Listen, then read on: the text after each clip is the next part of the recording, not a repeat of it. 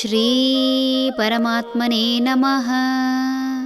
ಶ್ರೀಮದ್ಭಗವದ್ಗೀತಾ ಅಥ ಏಕಾದಶೋऽಧ್ಯಾಯಃ. ವಿಶ್ವರೂಪದರ್ಶನಯೋಗಃ.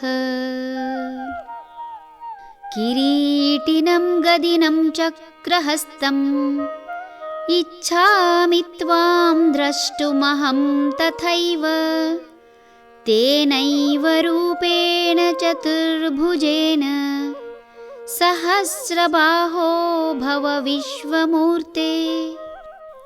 ಸಹಸ್ರಬಾಹೋ, ಹೇ ವಿಶ್ವರೂಪ, ನಿನ್ನನ್ನು ಹಿಂದಿನಂತೆ ನೋಡಲು ಬಯಸುತ್ತೇನೆ. ಆದುದರಿಂದ ಕಿರೀಟವನ್ನು ಧರಿಸಿದ ಚಕ್ರಹಸ್ತದಿಂದ ಕೂಡಿದ ನಿನ್ನ ಚತುರ್ಭುಜ ರೂಪದಿಂದ ಮೈದೋರು.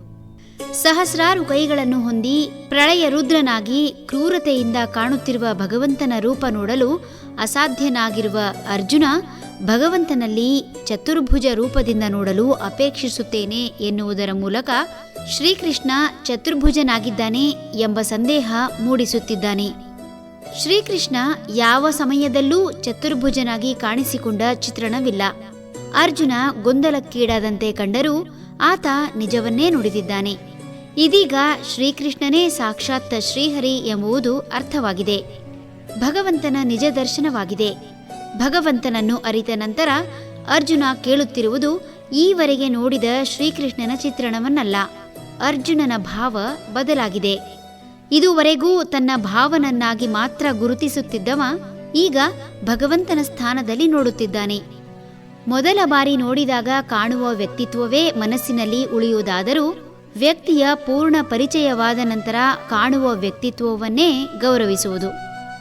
ಜೀವನದಲ್ಲಿ ಸಾಕಷ್ಟು ವ್ಯಕ್ತಿಗಳು ಬಂದು ಹೋಗುತ್ತಾರಾದರೂ ಸಂದೇಹವಿಲ್ಲದ ನಂಬಿಕೆ, ಯಾವುದನ್ನೂ ಅಪೇಕ್ಷಿಸದ ಪ್ರೀತಿ, ಮರುಪಾವತಿ ಅಥವಾ ಮೌಲ್ಯ ಬಯಸದ ಸಹಕಾರ, ಸ್ವಾರ್ಥರಹಿತ ಸೇವೆ ಮಾಡುವ ಪ್ರತಿ ಕೆಲಸದಲ್ಲೂ ಪ್ರಾಮಾಣಿಕತೆ, ಸಂದರ್ಭಗಳಲ್ಲಿ ಆಗುವ ಅಚಾತುರ್ಯ, ಮನ್ನಿಸುವ ಕ್ಷಮಾಗುಣ, ಸಣ್ಣ ಸಣ್ಣ ವಿಷಯಕ್ಕೂ ಕೃತಜ್ಞತಾ ಭಾವ, ಕಾರಣವಿಲ್ಲದ ಕರುಣೆ, ಕನಿಕರ ಇವುಗಳು ಇದ್ದಾಗ ಮಾತ್ರ ಪರಸ್ಪರರಲ್ಲಿ ಗೆಳೆತನ ಅಥವಾ ಸಂಬಂಧಗಳು ಮುಂದುವರಿಯಬಹುದು.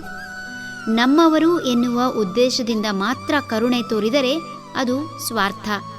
ಸ್ವತಃ ಭಗವಂತನೇ ಬಂದು ಅದೆಷ್ಟು ಜನರಿಗೆ ಸಹಾಯ ಮಾಡಿದ್ದಾನೋ ಯಾರೂ ಅರಿಯರು.